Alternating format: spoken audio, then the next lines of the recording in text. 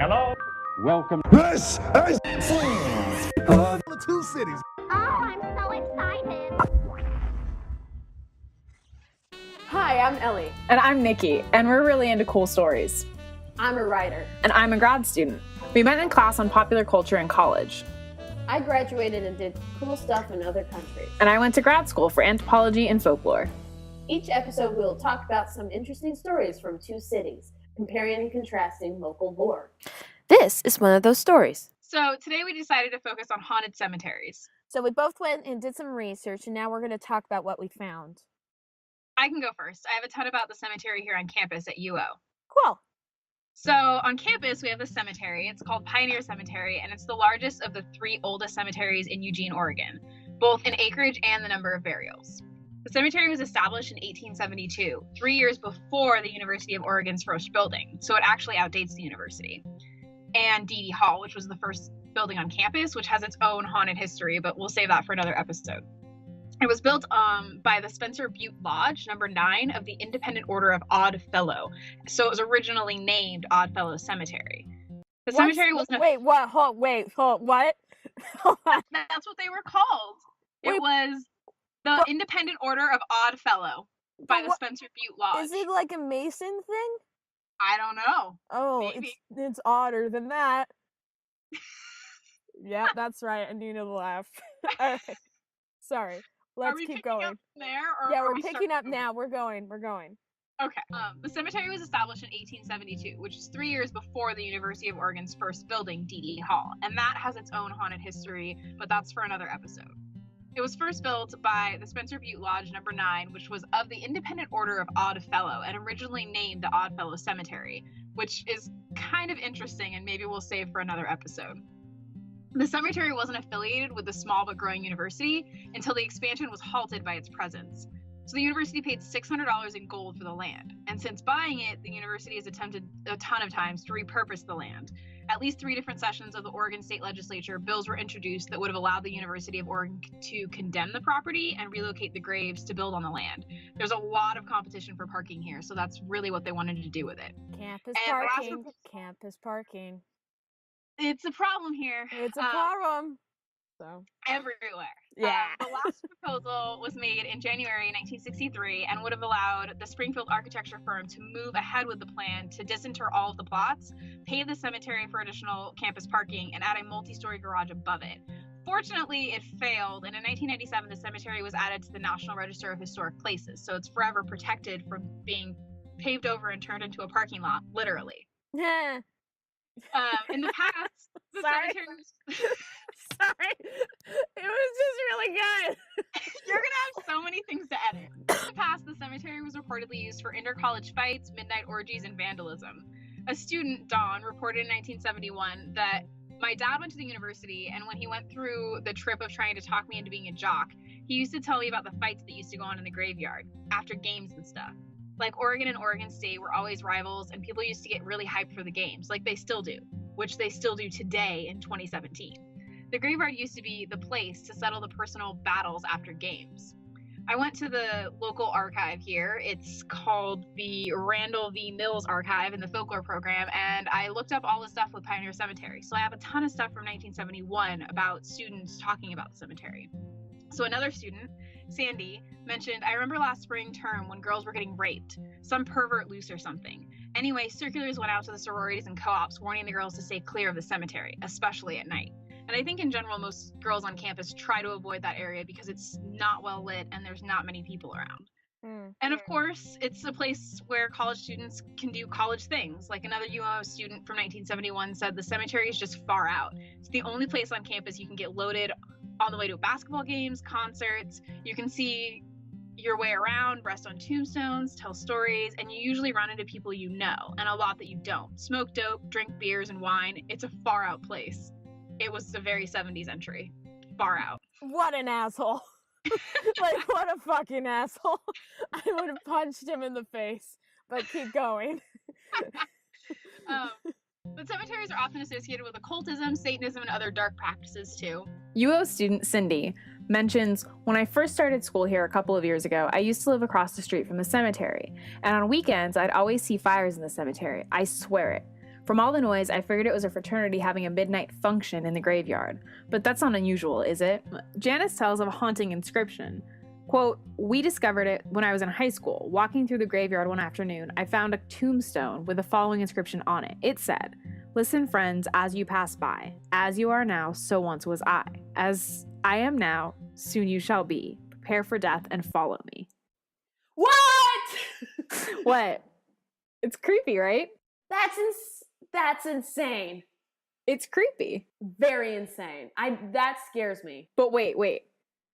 That was funny, but then some kids came along and finished writing the epitaph, for underneath there was written in chalk or something, "To follow you I'm not content until I know which way you went." That's even scarier. Right? I don't like that at all. It seems devilish. Yeah. It seems like the work of the devil. I don't like it one bit. Several years ago, the University of Oregon brought in a team of mediums to conduct an investigation into the cemetery. They reported that the sometimes significant temperature drop could be felt near the Kincaid family burial site was a spirit that was both unrelated to the prominent family and female. Historically, the university had segregated dormitories based on gender. And because of this, the cemetery became a popular rendezvous site for couples, which gave the cemetery a notorious reputation from the former UO president Meredith Willson, who once called it a moral hazard. Now it's a hub of storytelling and legend tripping. For example, the bagpiper, who approximately 50 years ago, a student was walking down the sidewalk next to Pioneer Cemetery. It was around midnight and the moon was full, of course, and he was shocked to see the moonlight illuminate a tall man in full Black Watch regalia, slowly marching towards him playing the bagpipe, which is not something you would typically see in the cemetery. From here, the story has two different endings. In the first one, more students appear and the bagpiper vanishes. In the second, he marches to where the student is and he turns the corner to continue marching the perimeter. The student loses sight of him, but it's also unclear if the bagpiper is buried in the cemetery or if he just guards it, slowly marching the perimeter. Now, the Black Watch is a Scottish elite regiment whose history stretches back almost 3 centuries. Because of their fierceness, determination, and the kilts they wore, they are referred to as the Ladies from Hell. Their ghosts are the protector of the MacLeod Castle, and the mightiest weapons is the sound of their bagpipes. Okay, so I have something to tell you. Ooh. Are you excited? I'm very excited. Okay. I got really excited about this bagpiper thing and the Black Watch. So I looked up the name Kincaid. Uh-huh. And that's a Scottish origin. Ooh. Yeah, it's a Gaelic Scottish origin, and it's like quite notable. That's interesting because the Kincaid family is really prominent in Eugene history.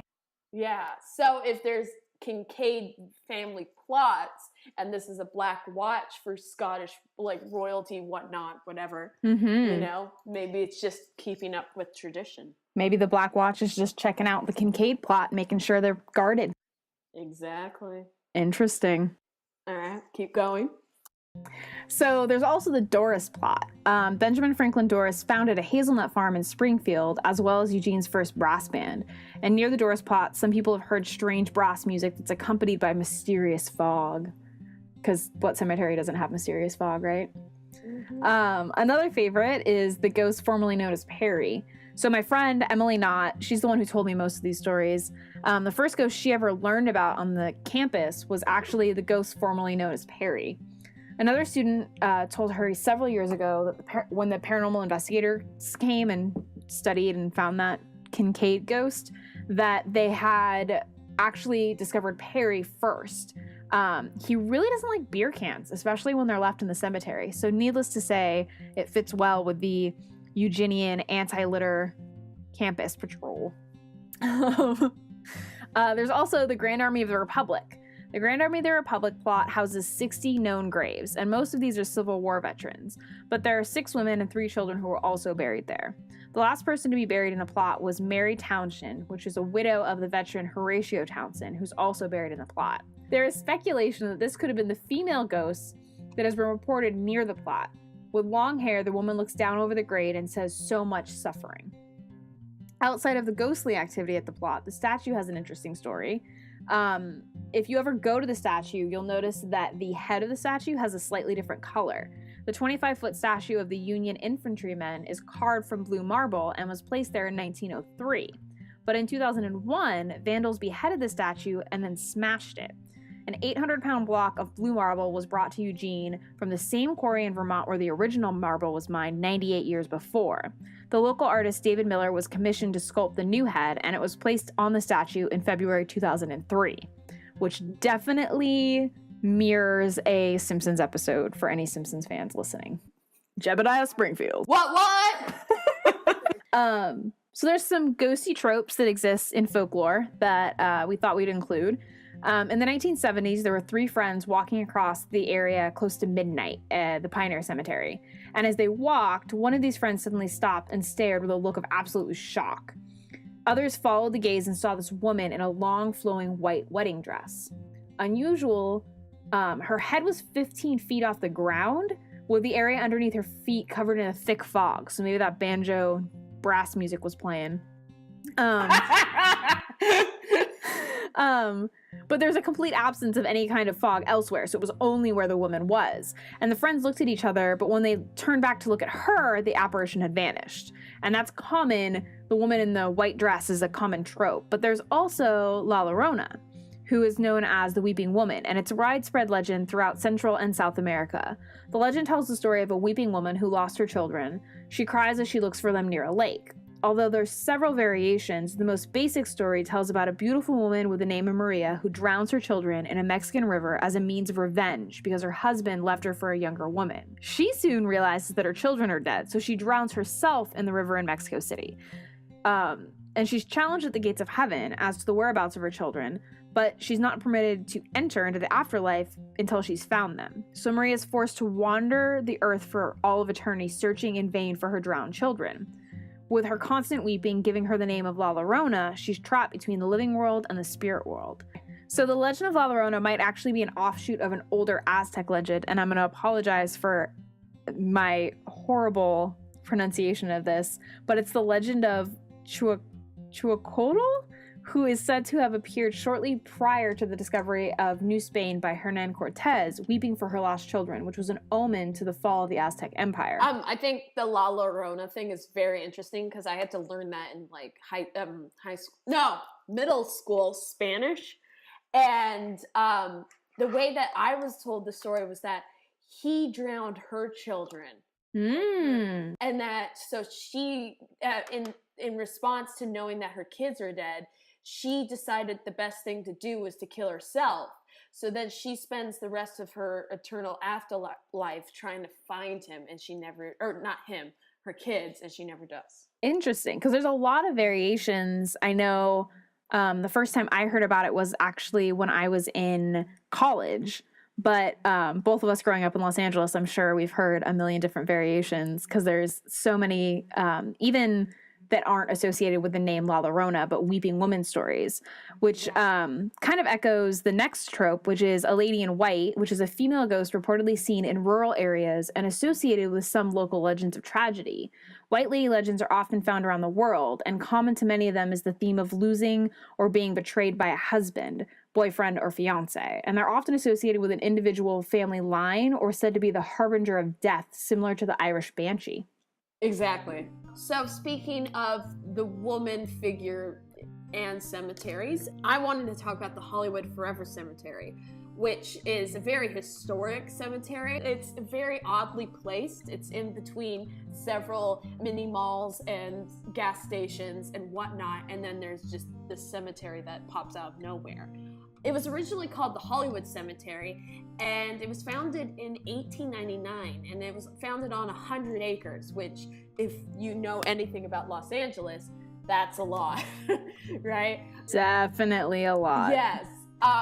In 1920, parts of it were sold to Paramount Studios, and so then the saying is that stars enter through Paramount, and then they just never leave. They just go straight to the cemetery. I actually know someone whose dad is a security guard at Paramount Studios, and he was telling me a story, or he didn't tell me, she told me a story about when he was doing the night shift there. There's a door, just a solid door that separates Paramount and the cemetery, and from the other side of the door at 2 a.m., he heard a knock. And needless to say, he ran away as fast as he could away from that area. But As he should. Yes, as he should. But the problem is that a lot of people that work at Paramount say the place is haunted, you know. Right. So parts of the remaining land were set aside for the Beth Olam Cemetery, a dedicated Jewish burial ground where members of the local Jewish community are buried, which I think is a wonderful thing, just because it's like, yay, no anti-Semitism, you know. For once. For once. In 1939, Jules Roth, who's a convicted felon and millionaire, bought 51% stake of the cemetery and interment site of his parents. Because he's a big asshole, he laundered the money to pay off his lavish lifestyle. And because of that, the cemetery fell into despair. Oh. Right? The other great thing about Jules Roth is that he was a big fat racist. In 1952, after the legendary Hattie McDaniel died, her wants was that she wanted to be buried in the cemetery where the greats were. I mean, if you think about it, Douglas Fairbanks is buried there, Valentino's buried there. A lot of great people are buried there, so she wanted to be buried with some of the greats. And he wouldn't allow it because she was black. And basically, the newer owners of the cemetery offered to like move her body to a plot there because they apologized profusely to her family and said, we'll move a plot, like we'll pay for everything, whatnot. They said no, but the newer cemetery owner decided to just put up a cenotaph in honor of her. The cemetery was shut down in July of 1974 when they were cremating Mamas and the Papas singer Cass Elliot because of how much disarray it was in, that basically as they were cremating her, bricks were falling down on her body. Oh. Yeah, that's how bad the cemetery got. By the 1980s, the families began to complain about how badly run the cemetery was, and even Max Factor's family moved him out of their mausoleum. And in 1986, the family sued Roth because he just started offering parking for Paramount, just like, no big deal, right? That's one way to get haunted. Yeah, that is definitely one way to get haunted. In the 1980s, Roth sold more land, which are now the mini malls that I talked about. Basically, I think a lot of those mini malls still have buried people underneath, but I could be wrong. Roth died in 1998, and that was a great time for everyone. Yay! And then the new owners, Tyler and Brent Cassidy, who are descendants, or like they're part of the funeral home families. They purchased the land for about $375,000, which, like, if you think about that, that's like nothing. Absolutely, especially in Hollywood. Exactly, it's nothing. So when they bought it, they called it Hollywood Forever, and they restored the whole thing. And it's not like they were the best things in the world. In 2010, Brent Cassidy and his father, along with several others, were indicted for running a Ponzi-like scheme, stealing hundreds of millions of dollars from pre-need funeral contracts. But they did better. One improvement at a time. Yeah. Now, the location is known mostly for entertainment purposes. You can go see movies at the mausoleum. They have TV viewing screenings. Like, I guess The Walking Dead had a viewing screening over there, and questions and answers and blah, blah, blah. So it's pretty historic. It offers that whole Hollywood history. Even though it has all this history, it doesn't mean it doesn't have any rumors of ghosts. Ooh, ghosty music. Yes. Basically, there's one famous one from Clifton Webb. He was in movies like Laura and others. I wasn't really a big Clifton Webb fan, so I don't really know much about him. But I don't know who he is. yeah, he haunts the Abbey of the Psalms Mausoleum, and visitors claim to hear whispering voices and see strange flickering lights. Others have experienced a cold draft swirl around them, leaving a whiff of cologne lingering in the air. And another witness saw the transparent figure of Clifton Webb dressed in a suit. Others have heard him whistling or yelling out a word for attention. No, thank you. That's frightening when you're visiting your dear Aunt Sally and you just hear behind you like, "Hey, what's up? How's it going? It's me, Clifton Webb. I was in Laura." There's another interesting ghost story about him, which was that since his house was torn down, he basically now haunts the Abbey of the Psalms Mausoleum because that's all he has left. There was another thing about Sharon Tate was actually renting his old house. And this is from a book. It might not be even right, but she saw a disembodied, ghostly pregnant woman floating above her, which freaked her out, and she had to call her friend. And so a lot of people said it was Clifton Webb trying to warn her of what was going to happen. Harbinger of bad news. Exactly. Another one is Virginia Rapé, who was a silent movie actress, and she was in like films with Valentino, but basically she's not really well known for anything other than the Fatty Arbuckle rape scandal. The whole scandal was that Fatty Arbuckle, or Roscoe Arbuckle, was having a party in San Francisco, and a woman, I forgot her name, should have had it in the notes, oh well. This is why we plan things, Ellie. This is why we plan things, and I don't. But she said that she saw him raping Virginia Rapé, and he adamantly claimed his innocence. And in all honesty, nowadays it's kind of obvious that he never did it, that this woman was just trying to do it to get some attention. He claimed his innocence, and he was destroyed because of it, because like Hearst wanted to get some money off it. And because of the scandal, Virginia Rapé's death was only really known for that. I didn't even know she was an actress until I looked her up. So it's pretty terrible. But basically her grave was given to her by someone, like a family friend, and a lot of people have said that at her graves they feel cold air and they hear sounds of sobbing. Some believe that the sound is coming from inside the grave itself.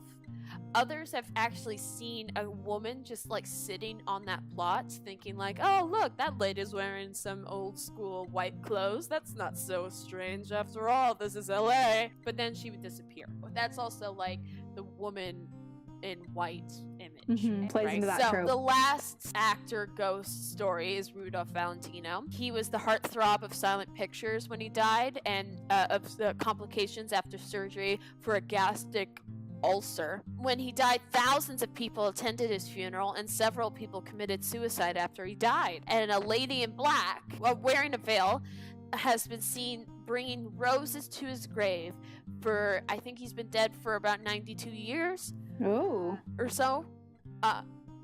Yes. I feel like it's 92. I could be wrong. Basically, there's a woman in black that has been bringing roses to his grave.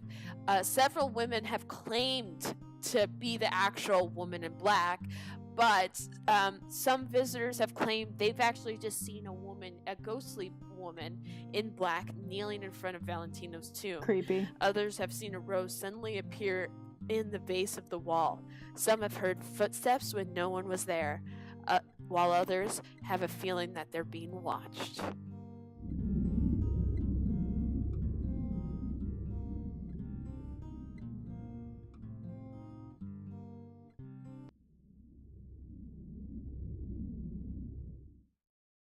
What are your thoughts on ghosts? I mean, they're real.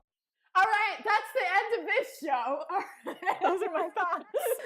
Sorry, my thought on ghosts is that they're real. Okay. And like why?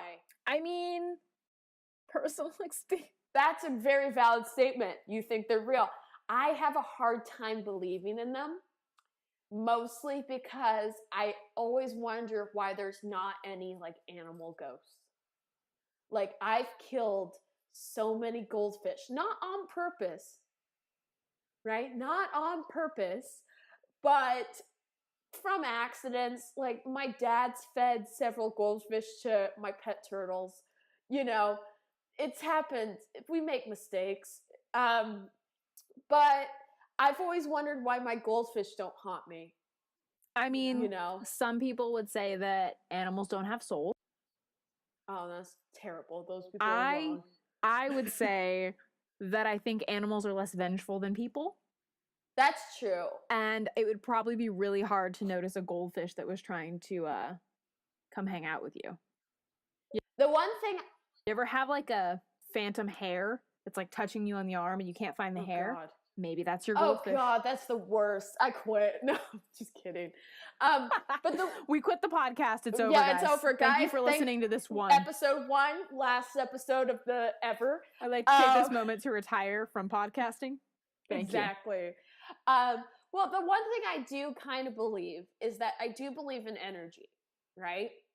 Is that if you have like a strong amount of energy, like anger or positive energy, I feel like it does resonate with the environment, especially with like things like, I don't know, like plants and stuff. If you just tell a plant you hate it for like days, it dies or whatever.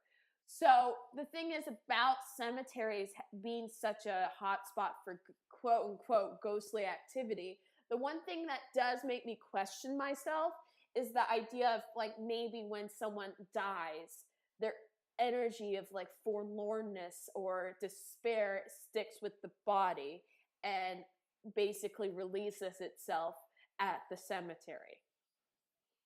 What do you think about that? I definitely agree with the energy aspect. And I think that it's not that you're more likely to interact with a ghost in a cemetery. I just think we're more aware of it. I think that there's probably a lot of things that happen every day to people all over the place that people aren't acknowledging as ghosts because it's not in that context. Like it's a lot easier to say, oh, that was the wind when you're at your office or at home. But when you're in a cemetery, you're instantly reminded of death. That's true. That's valid. Very valid. I mean, there is no answer. I don't know. Viewer, it's up to you. There is no answer. So viewer, it's up to you. You mean listeners? No, we have one viewer. He's watching it. He's not even listening. Is this George? Yes. Georgie, your dog? George, my dog. Love you, George. Shout out to George. Listener, the one listener that's listening to us, hopefully there's one of you. The one. You decide. You figure out what you think. How can he reach you? Me? Yes, only you. Me specifically and directly. Actually, yes. If you're interested in more things like this, I actually am working on a website for the University of Oregon. We are collecting and identifying pieces of folklore. So some of the stuff that I told you about in this podcast is on the website, along with a bunch of other really cool stuff that we've identified. And the website is www.folkloreflags.wixsite.com/folkloreflags. And if probably later on we'll be setting up a Twitter and Instagram and other forms of social media handles once we figure out podcast work. We're trying, guys, and if you have feedback for us, please let us know. You can, I suppose, comment. Is that a thing you can do? Yeah, you can comment. Could they comment on your website? They can comment on our website. And if you have interesting things that you want us to know about, whether it's a creepy ghost story from wherever you're listening from, or cool things about University of Oregon, Pioneer Cemetery, or even Hollywood Forever, like, let us know. Yeah, if you have any experiences, ghostly experiences, we would love to know that. So this week, our task is that we are going to set up a Gmail account, probably called talesfromtwocities@gmail.com. That's my guess. And hopefully if you're listening to this, that's already done. So if you have any feedback for us, you can email us Send us an there. email. We would love to hear from you. Please write to us. Please Just help make us. Make us feel like we're doing something right. We are spending a lot of time in closets trying to figure out how GarageBand works, and it'd be great to know that it's paying off and we have listeners. Exactly. So if you have any comments, feedback, things that you want us to talk about, stories that you think are interesting, let us know. And until then, Adios. yeah. We'll find a catchy phrase later on, you guys. We're new. We're starting off. I don't even know how GarageBand works. I'll think of something catchy later.